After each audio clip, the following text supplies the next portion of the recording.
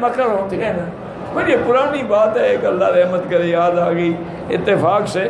حج کا زمانہ تھا, آپ جانتے ہیں حج میں بڑا ہی رش ہوتا ہے. اللہ کی شان ہے, قدرت کی بات ہے کہ اس درس میں میرا تقریر جو تھی نا وہ عورتوں کے خلاف ہو گئی. موضوع آ گیا انسان ہے بس جدھر اللہ نے چلایا چل پڑا.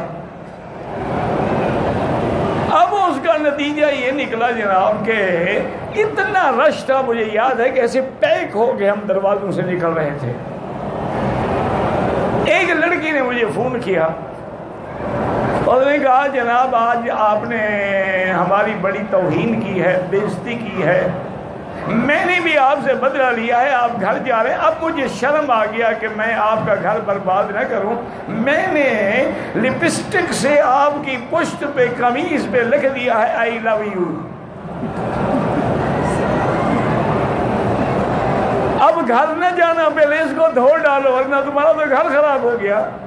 بیوی جب دیکھے گی یہ کہاں سے سرخیاں لگا کے آ گیا. میں نے کہا بیبی تم نے بڑا اچھا کیا ہے, یہ تو میری برات کی دلیل ہے.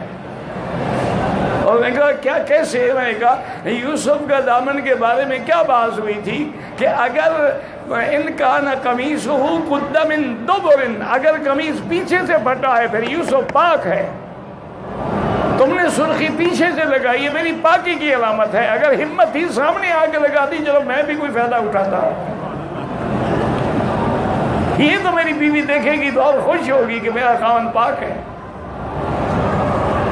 بہت بڑی شرمندہ ہوئی کہ مجھے اللہ کے لیے معاف کر دے. میں نے کہا میری بیٹی ہو, میں نے تمہیں معاف کیا لیکن ایسی گستاخی نہیں کرنی چاہیے.